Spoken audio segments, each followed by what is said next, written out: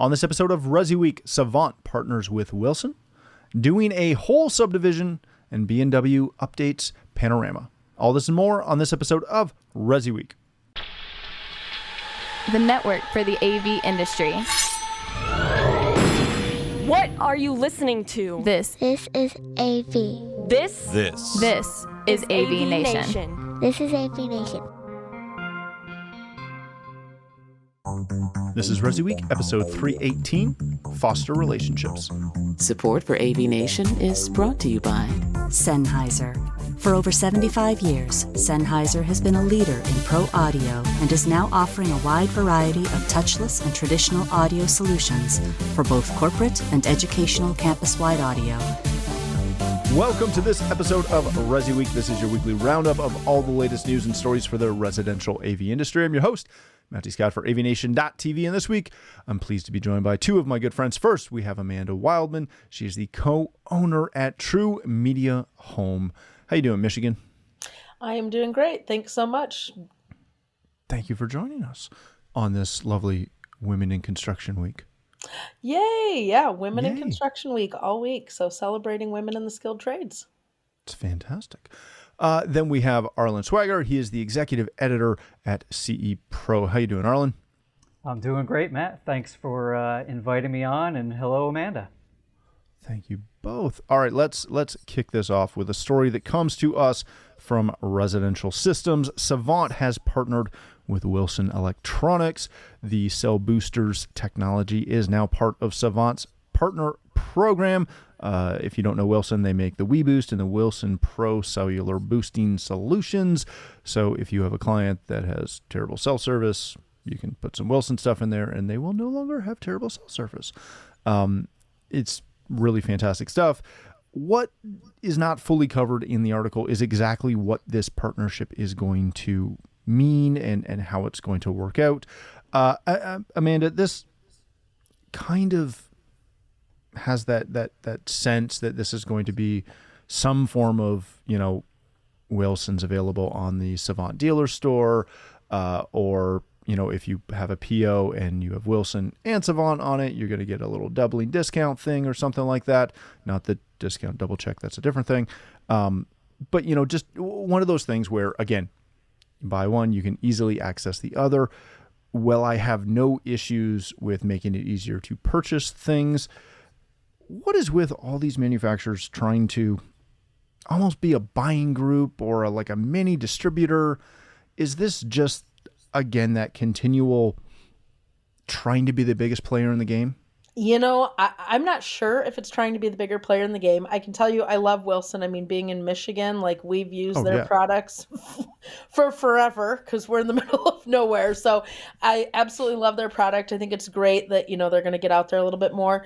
The only thing I keep coming back to is, does it help with shipping discounts? That was the only thing I could think of is, does it help with manufacturers getting stuff shipped over? So maybe if they don't have an entire cargo, whatever, crate or whatever, if they could put some of the other product on, if it helps with shipping costs. That was the only thing that kind of kept popping into my mind. But I do think it's weird. I mean, I think everyone's trying to kind of be this big buying group. And my biggest question comes back to, then who do I have to call? When there's a problem, when there's an issue, I just don't want it to turn into a situation where someone's playing, hot potato pass the buck when there's a problem. Yes, that's a really good point. I know up here, and if you've listened to me for more than a couple of shows, I whine about this a lot. We're mostly a distribution model in Canada. So it is not and even with that model, I can never go to just one distributor to get everything for one job. So I'm constantly paying, X shipping from distributor 1, distributor 2, supplier 3, supplier 4, et cetera, et cetera, et cetera. I do love the concept of being able to just, in a dream world, buy from one person and get everything I need and pay shipping once and one PO. It would make life fantastic. Arlen, when you see this, when you follow this, who does this benefit? Does this benefit Savant better or greater? Does this is this a bigger benefit for Wilson getting to kind of hitch along with Savant's name a little bit? Is this better for the dealers? Do we know? I don't think we quite know that yet. I think it definitely brings a bit more cachet to Wilson in the custom industry by having their name associated with a big player like Savant. I feel like with Savant, they want to make sure that their dealers they're going to be on the cutting edge with all these new solutions. And what's more cutting edge than 5G? It feels like we've been hearing about 5G forever. And so my takeaway when I saw that news was, okay, this is Savant getting their foot in the door saying, your customers are going to have questions about 5G. Well, here, we're going to have answers for you in the way of, we'll bring you Wilson with this. And if that's through the dealer, then the dealer who is already, posing as the technology expert will be able to get themselves, I'm assuming will be able to get themselves up to speed on some sort of Wilson Electronics training that goes along with this potentially, and really just kind of be able to answer some of those questions out there, because I feel like 5G is sort of this vague, amorphous thing out there that we really have no idea what exactly it's going to mean in, a year from now, 2 years from now. It could be massive. And I think to me, this was their way of trying to get ahead of that. Yeah, and I will say Wilson is one of the few boosters at this point, boosting companies, who actually has some 5G products available. So that's cool. All right, let's change topics for a moment. This comes to us from Residential Tech Today. Boston Automations is pre-wiring a new development for robust network and home control. There's a new community called The Preserve at Mill Pond. It's a 92-home development in Mass, and Boston Automations is pre-wiring that with an enterprise-grade network from Access Networks and home automation through Control 4. Read through the article. It's a quite interesting read. Arlen, I want to start with you on this one.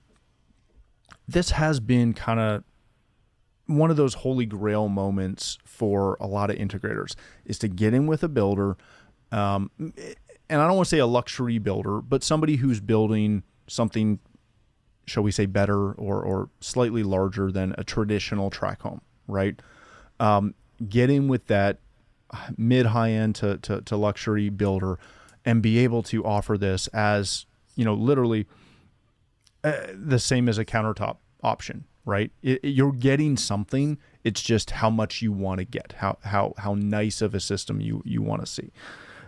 Is this getting to the point where this is becoming the norm, and the builders who are building mid high-end stuff to luxury are looking to partner? Or is this still kind of the one-off that we see a little bit, but it's not there yet?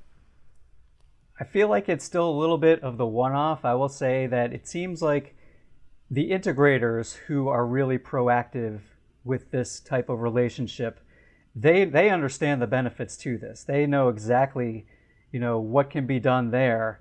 And the builders who are on board with it, we builders, even on the luxury custom home build side, things are still about bottom end.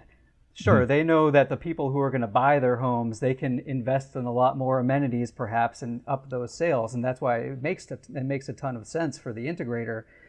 And for the builders who are able to be amenable to those types of relationships, it's still, I think, for them, they want to have that tech expert who they can hand off the sale to and say, okay, we'll show you everything, but then after it's sold, we really don't want to deal with it. We want to have the integrator there to do all of that. So it's it's a win-win for both sides of it. The builder could certainly look at seeing as, having more to the home sale and having a home more likely to sell if the technology is there. And I think in this case, especially for a dealer who's looking at, they're going to be installing Access Networks and Control 4 as part of this, clearly, they're going to be able to pose sort of, as we were just alluding to in the previous question, about having that maybe a one-stop shop. If they're looking to put in a ton of Snap products into these homes, it could be a real boon for the builder that way, and have a whole lot more, as they're showing it in a showroom, or in a model home, I should say, at that point. But I think it's still incumbent upon integrators at this point to try and foster those relationships, because I still don't see it as the builders being the ones that are doing the reaching out. I think it's something that there's a lot of legwork involved on both sides, and for the builders, I think there's still some hesitancy to it. But if people like Boston Automations and other integrators that we write a lot about with on CE Pro, if they're able to show that, okay, take your worries aside, we're able to handle everything for you. We're going to have this kind of white glove service that we can do. Once we get the homeowner, we're going to be able to try and upsell him on certain things. If they can alleviate those fears, and then when something goes wrong, they're going to call Boston Automations and not, say, oh my God, it was the builder that, put together this cruddy house that doesn't have things working in it, then that will really help matters. Amanda, you are arguably probably one of the better people to have on to talk. Not that Arlen didn't do a great job. You did a fantastic job, my friend. But you are one of the quintessential people who have found success with this. You've got partnerships with some design firms and some builders up there in Michigan who they're not going to build a house without talking to you. It doesn't matter what the client wants. We've seen that through, your involvement with supporting them in, at Building and Construction Week and all the other stuff. What does it take to develop that relationship? Work. A lot of work. First of all, I want to say kudos to that builder and the integrator for, could you say it louder for the people in the back that didn't hear that they're wiring and infrastructure? Can we just start with that? For the love of God. I mean, no lie. I was down at KBIS in the International Builder Show, and it was flooring to me to see the disconnect of how many new things and how many smart products that manufacturers were coming out with, and designers were looking at it and saying, this is great, I want to spec it. And the builders are freaked out because nobody is going to do it. And I'm like, our industry is like that industry. We're the people that connect those things and make those things happen and make those things work. It takes a lot of work. So I do not doubt that Boston Acoustics probably has spent a long period of time working with that builder, fostering that relationship, probably doing some projects with them previously. But kudos to them. I mean, if you can have a demo space, we have a demo space at our, there's always that talk back and forth. Do you do a showroom? Do you not do a showroom? I think it's difficult if clients can't have a slight experience. So if you get the opportunity to partner with a builder where they can go in the model home or set that up as kind of an experience thing, it makes it so much more tangible for the homeowner. I'm really curious to see who does the selling in this, because I know normally model homes, you get the salesperson that the builder has, which historically we know they do not do a really great job of selling us or talking about us. So I'm really curious, what they're doing with that. But our relationships with our local builders and architects, part of the policy is every single house that they build, we get to meet with the client. And it's a lot of work. It's a lot of legwork. And, but it's now people respect that. I don't want to get to the end of a project. I've heard too many builders at the end of a project and someone says, gosh, I wish I would have known about you sooner. If I get called to maybe just do a few things, by someone kind of after the fact. And this is more when we started our business, we would get called after the wiring and everything was done, and they were like, oh, we want to install a couple TVs, so we'd go to do that. And they were like, gosh, we didn't know you could do the network. We didn't know that you could do speakers. We didn't know that you could do shades. We didn't know that you could do lighting control. And so we kept pushing to homeowners. We'd say, well, give that feedback back to the builders. Almost every builder has one of those little surveys that they do at the end. What could we do better? And we just kept encouraging them. And then we just sat down and a lot of legwork, educating our builders, letting them know we're there to be a partner. We're not there to blow their budget out of the water. And if you can make it happen, and get the wire in, kudos to them for that. So I'm excited to kind of follow along and see how that project rolls out and see who's selling it. Yeah, very, very much so. I think that's arguably one of the biggest sides, because the person selling is always going to do you could do a couple speakers, but they're all wireless. Just like those new Kohler taps, they're wireless. You don't need anything in there.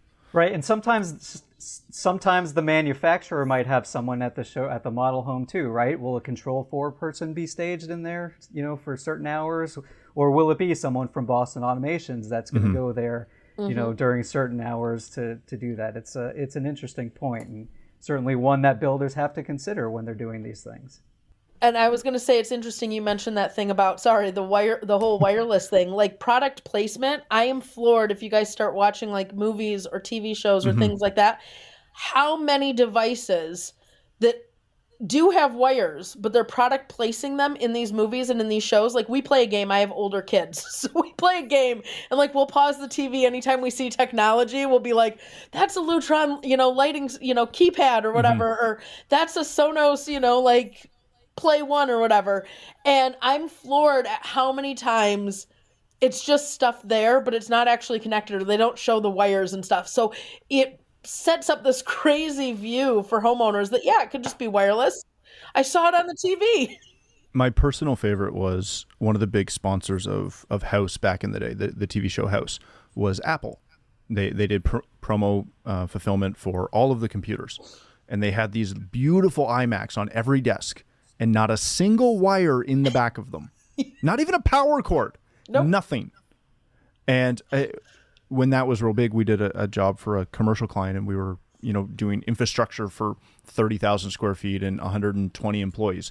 And the designer, no word of a lie, sat down in that design meeting and said, we're going to do this, and going through all the, tasks for everyone. And she looks at me and she's like, why are you here again? And I'm like, because we're doing the infrastructure. So where your desks go, we have to determine if we're trenching floors or running conduit, or, that's why we're here. And she's like, oh no, we don't need anything. I'm like, really?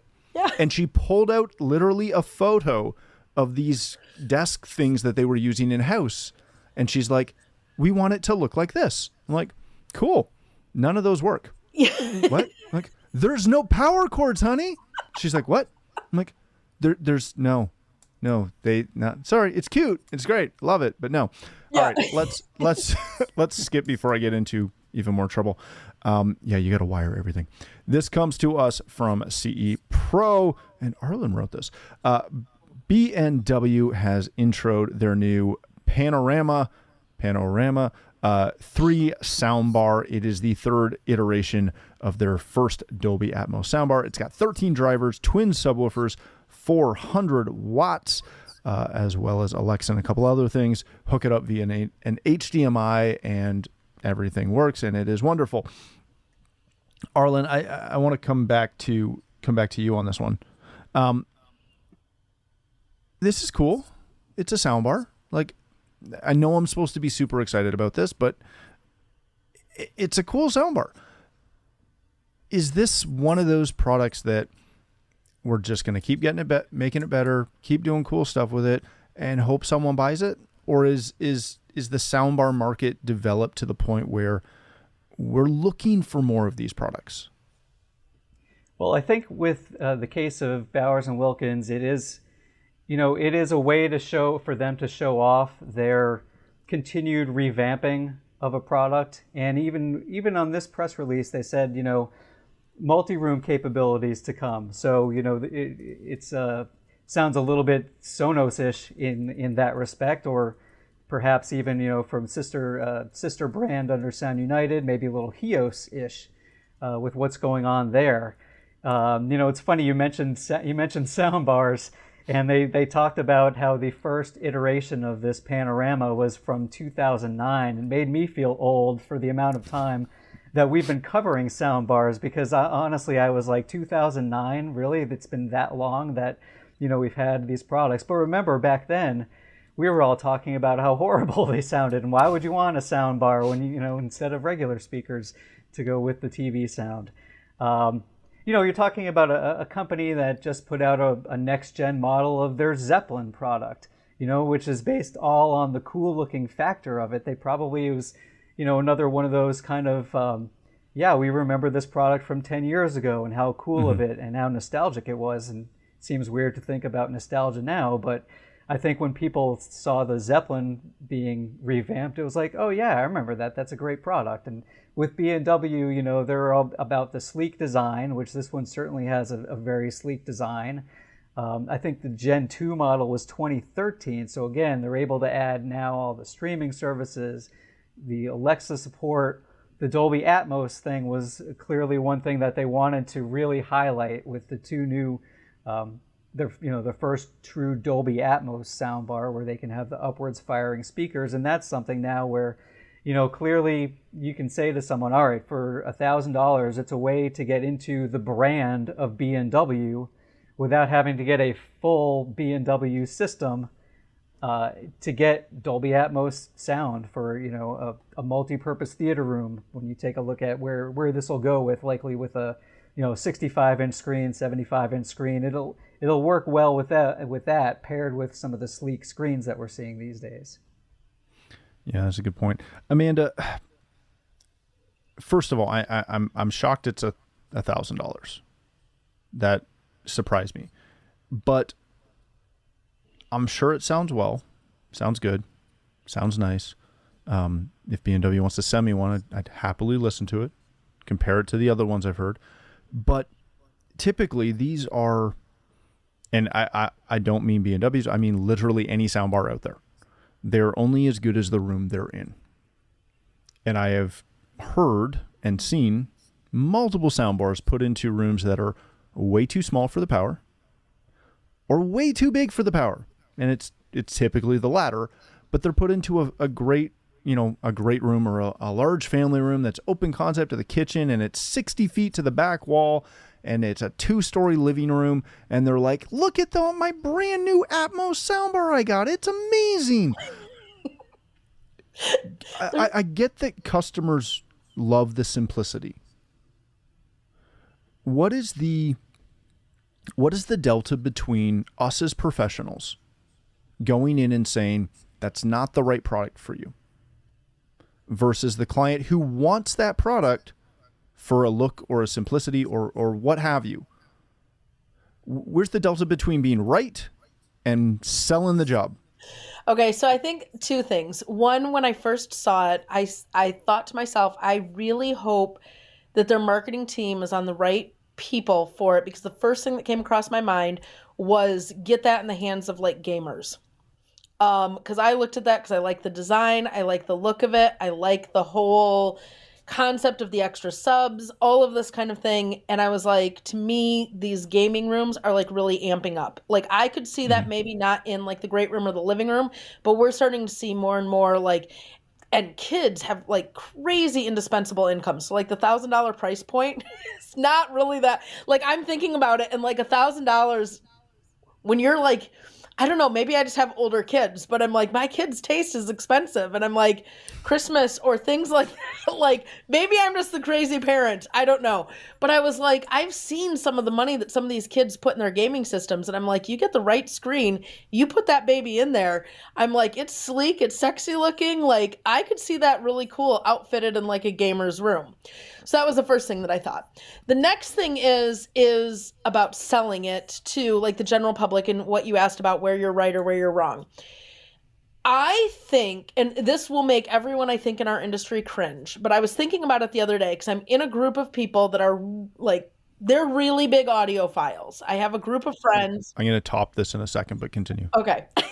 A good group of friends that are really, really audiophiles, and they're all about making, the theater room and everything exactly perfect with the acoustics. And they're it drives me crazy when homeowners don't put that same type of thing, or they don't understand it, or they don't get it. And I was in all fairness, when I sit down literally in my theater room, even with my family, and we go to watch a movie, unless we're really watching a movie that we've waited for, it's coming out, we're doing family movie night, I look around, my laptop is open, I'm doing work while I'm, watching something or whatever, my kids are on their cell phones, my husband is on the iPad, so how good is the sound?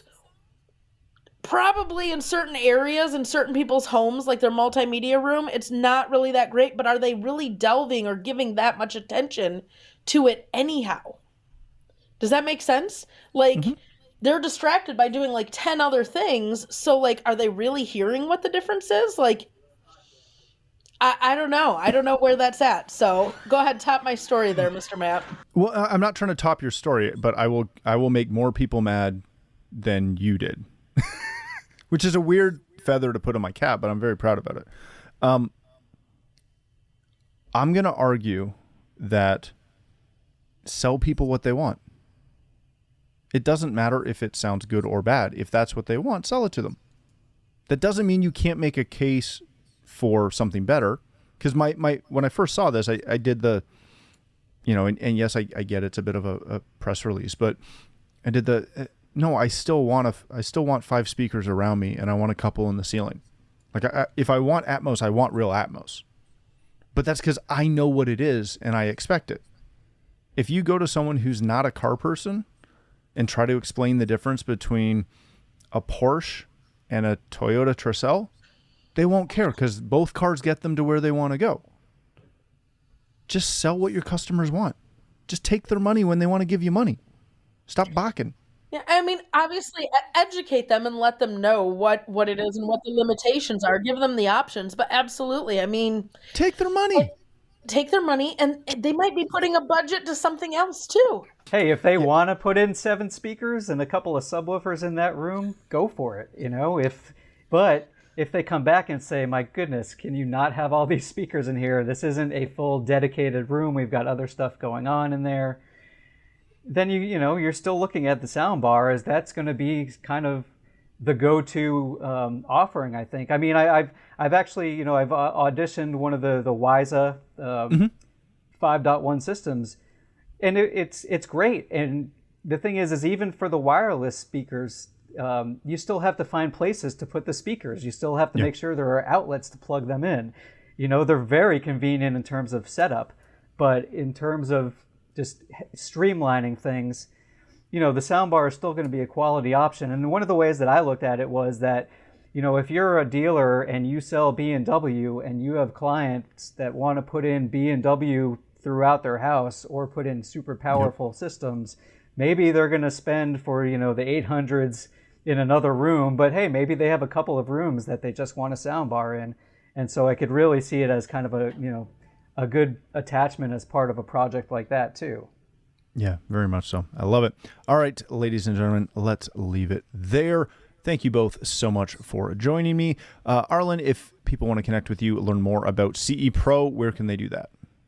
So they can go to our website, newly refreshed website, cepro.com, and they can find me on Twitter at Arlen Schweiger. Excellent. Thank you, sir. Amanda, if people want to connect with you, learn more about True Media Home, get your latest edition of your magazine. Congratulations on the second issue. Thank you. Where can they go and do that? You can find me on any of the social media platforms by just searching at True Media Home. And that includes TikTok. So I'm going to find you there one day, Matt. TikTok, nope. Instagram, Facebook, nope. Instagram, Twitter. Yes. TikTok, no. You can find me at True Media Home. So we're very anti-TikTok in this family. It doesn't happen. All right. Thank you all for joining us. If you'd like to connect with me, you can find me at Matt D. Scott on Twitter and most other social platforms. See, I said most because there's no TikTok. But more importantly, please visit AVNation.tv, where you'll find this show as well as a wide variety of other shows with all the verticals that we cover. When you visit the website, please take a moment to check out our supporters. We are extremely thankful for their support and ask that you check them out as well. Thanks again for watching. That's all the time we have for this episode of ResiWeek.